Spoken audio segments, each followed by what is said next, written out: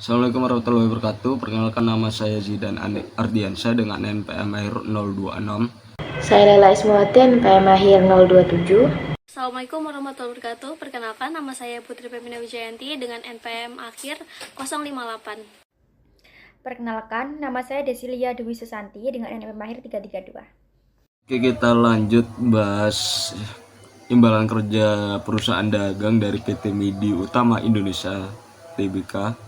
Nah, di dalam imbalan kerja PT Midi Utama Indonesia Tbk ini, tingkat bunganya atau diskon rate-nya itu pada tahun 2022 itu awalnya 7,40% per tahunnya dan kemudian menurun di tahun 2023 menjadi 7,05% per tahunnya. Kemudian di tingkat kenaikan gaji per tahunnya itu di tahun 2022 PT Midi Utama Indonesia Tbk itu menetapkan 7% per tahun pada tahun 2022. Nah, kemudian mengalami penurunan sebesar 6% per tahun pada tahun 2023. Nah, di usia pensiunnya itu PT Midi Utama Indonesia menetapkan 55 tahun. Nah, angka pensiun dini di PT Midi Utama Indonesia Tbk itu rentang 7% itu sampai usia 19 tahun. Nah, 12% untuk usia 20 sampai 29, 3% untuk usia 30 sampai 39 tahun dan berkurang secara linear sampai dengan 0% pada usia 54. Nah, yang paling dominan itu di PT Midi Utama Indonesia itu pada pensiun dininya itu pada usia 20 sampai 29. Dan di tingkat kematian di PT Midi Utama Indonesia ditetapkan di tabel kematian Indonesia atau PMI 4 pada tahun 2019. Nah, tingkat cacatnya di PT Midi Utama Indonesia Tbk ini sebesar 10% dari tingkat kematian. Oke, yang pertama yaitu membahas imbalan kerja dari PT BFI Finance Indonesia Tbk. Nah, di sini bisa kita lihat bahwa imbalan kerjanya nih ada imbalan kerja jangka pendek, imbalan kerja jangka panjang, dan imbalan pasca kerja. Nah, imbalan kerja jangka pendek ini diakui pada saat terutang kepada karyawan berdasarkan metode akrual. Kemudian juga ada imbalan kerja jangka panjang dan imbalan pasca kerja. Nah, di mana perusahaan dan entitas anaknya PT BFI ini telah memiliki program pensiun iuran pasti, yang mana perusahaan membayar iuran ke dana pensiun lembaga keuangan yang dihitung berdasarkan persentase tertentu dari penghasilan tetap yang diterima karyawan yang sudah memenuhi kriteria yang ditetapkan perusahaan. Iuran ini dibebankan ke dalam laporan laba rugi dan penghasilan komprehensif lain pada saat terutang. Di sini, imbalan pasca kerja di PT BFI Finance Indonesia Tbk ini mencakup berbagai manfaat yang diberikan kepada karyawannya setelah mereka pensiun atau berhenti kerja, yaitu yang pertama ada manfaat pensiun. PT BFI Finance menyediakan program pensiun untuk karyawan yang memenuhi syarat. Program ini biasanya mencakup pembayaran bulanan atau lump sum setelah karyawan mencapai usia pensiun.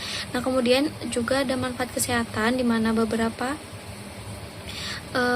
perusahaan juga menyediakan manfaat kesehatan pasca kerja seperti asuransi kesehatan yang terus berlaku setelah pensiun. Kemudian juga ada manfaat lainnya yang mencakup kompensasi dan tunjangan lain yang diberikan setelah karyawan tersebut berhenti bekerja seperti tunjangan perumahan ataupun transportasi. Oke, di sini ada liabilitas imbalan pasca kerja.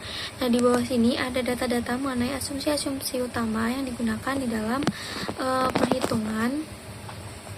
Yang pertama ada asumsi ekonomi, yaitu tingkat diskonto per tahunnya, yaitu di tahun 2023 sebesar 6,75% dan di tahun 2022 sebesar 7,30% hingga 7,40%, di mana tingkat diskontonya itu dari 2022 ke 2023 itu menurun.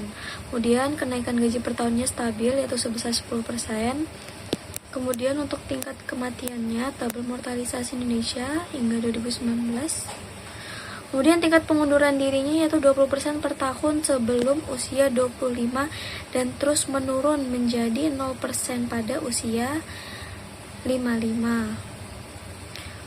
Kemudian tingkat kecacatan per tahun 5% dari tingkat kematian dan tingkat pensiunnya 100% di usia 56.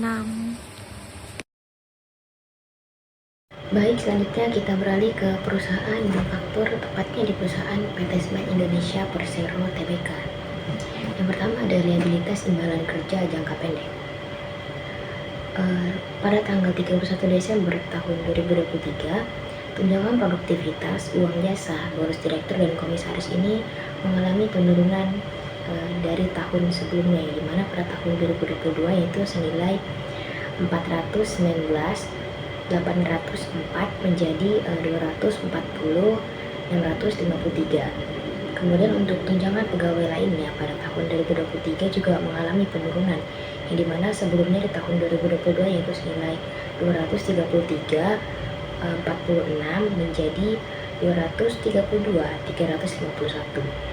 Selanjutnya ada liabilitas imbalan jangka panjang, di mana pada tanggal 31 Desember tahun 2023 liabilitas imbalan pensiun itu senilai 784.247, sedangkan di tahun 2022 yaitu senilai 689.862, yang dimana ini mengalami kenaikan. Kemudian selanjutnya adalah liabilitas imbalan pasca kerja lainnya, yang dimana pada tahun 2023 yaitu senilai 1.188.849, dan di tahun 2022 yaitu senilai 1.218.137, yang dimana di tahun 2023 juga mengalami kenaikan. Kemudian untuk liabilitas imbalan kerja jangka panjang lainnya, di mana di tahun 2023 ini tuh mengalami penurunan, yaitu hanya senilai 474.665, sedangkan di tahun 2022 yaitu senilai 567.625. Kemudian yang terakhir ada liabilitas imbalan kerja jangka panjang lanjutan.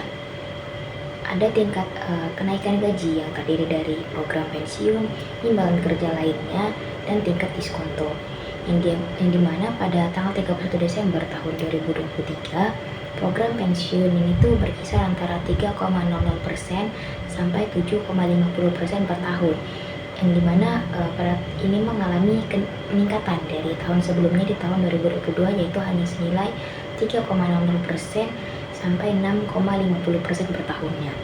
Untuk imbalan kerja lainnya pada tahun 2023 yaitu berkisar antara 3,50% sampai 10,00% per tahunnya, yang dimana ini juga sama seperti di tahun sebelumnya, yang dimana pada tahun 2022 yaitu senilai 3,50% sampai 10,00% per tahun.